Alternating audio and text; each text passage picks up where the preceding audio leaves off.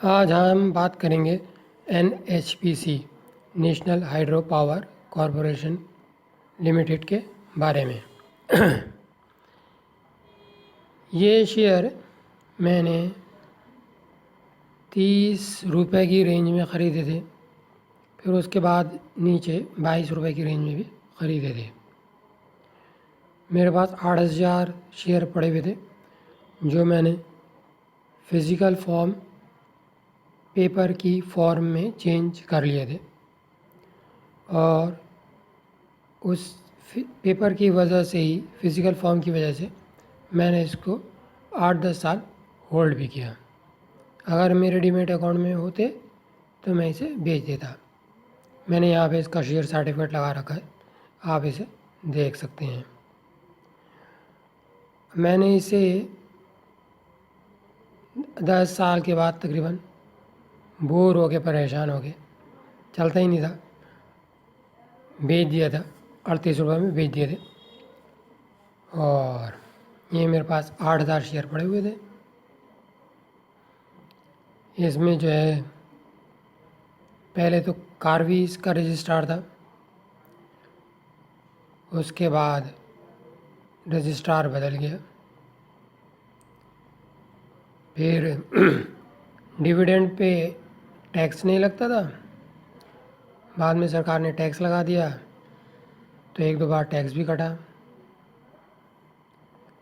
और बार बार डिविडेंड नहीं आता था अकाउंट में तो कंप्लेंट करनी पड़ती थी। जो दूसरा वाला रजिस्ट्रार था वो डिविडेंड क्रेडिट नहीं कर पाता था, तो इसलिए पहले तो ये सोचा कि 1/3 जो है शेयर, लगभग 5,000 शेयर बेच देते हैं, डिविडेंड भी कम हो जाएगा और फिर टैक्स भी नहीं कटेगा और चिक भी कम हो जाएगी। और 38 का रेट आ भी गया था, पता नहीं हमेशा 20 रुपये ही चलता रहता था। 38 के बाद जो है पता चला वो ऐसा दौड़ा कि 100 रुपये चला गया।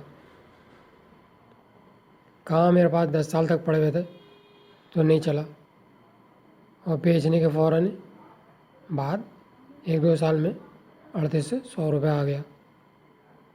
ये है, देखो, यानी कि इंसान शॉर्ट टर्म में तो हारता ही है, लॉन्ग टर्म में भी, मतलब हार तो नहीं कह सकते ये, लेकिन ये है कि हाँ, इतना एक्चुअल ज़बरदस्त प्रॉफिट नहीं हुआ। बस वो लगा था बंदा 5% या 6% एनुअल रिटर्न के हिसाब से मिला, उसमें इससे तो इसे बैंक में डालते पैसा, फालतू सरदर्दी कि ब्रोकर के पास गए, उसको फिज़िकल में चेंज किया। हाँ, फिज़िकल में चेंज करने में भी ये होता है कि घर, एक बार जो है मेरे सर्टिफिकेट खो भी गए थे, इसके तो नहीं खोए लेकिन एक दूसरी कंपनी को खो गए थे, फिर बहुत परेशानी से मिले दोबारा, जाने क्या क्या लगाना पड़ा, और फिर दोबारा जो है ब्रोकर के पास जाओ, फिज़िकल दोबारा डीमेटेरियलाइज़ कराओ।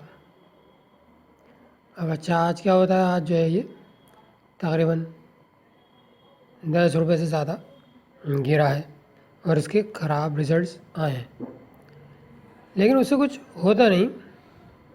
ख़राब रिज़ल्ट से अगर ये एक्चुअल में चल नहीं था, बुल रन था, तो ये चलता ही रहता, थोड़ा सा झटका आता 2-3% का, और ये फिर कवर करके ऊपर जाता। लेकिन लगता है कोई पार्टी इसमें अब इंटरेस्टेड है नहीं, और जिस तरीके से इसने 10-20 रुपये का करेक्शन दे दिया है, तो इसको अब होल्ड करना बनता नहीं है। और आप मेरी एडवाइस पे ना जाएं, क्योंकि मैंने तो अपना हिसाब बता ही दिया कि कैसे कहाँ बेचा था और उसके बाद कहाँ तक पहुँच गया था। और मार्केट जो है इलेक्शन तक जो है होल्ड करेगी, तेज़ रहेगी। ये बात समझ में नहीं आई, इलेक्शन से पहले ही इतना 20 रुपये कैसे NHPC गिरा दिया, इलेक्शन के बाद गिरना चाहिए था। और ये इसमें बिजली का हिसाब ही होता है, बिजली चोरी हो जाती है, और लाइन लॉस भी होता है उसमें। तो बिजली की कंपनी ज़्यादा मुनाफे में जाती नहीं है। लेकिन ऐसा बुल रन लगाया था कि रतन पावर, इंडिया पावर जैसी कंपनी जो 2 रुपये पे चल रही थी, वो 11 रुपये आ गई। 11 रुपये 83 पैसे। तो आप अपने आप को कंट्रोल में रखें और तेज़ भाव में नहीं जाएं और बहें नहीं, भावनाओं में, इमोशंस में ना बहें। इन्वेस्टमेंट करें, 90% डेब्ट में लगाएं और सेफ रहें।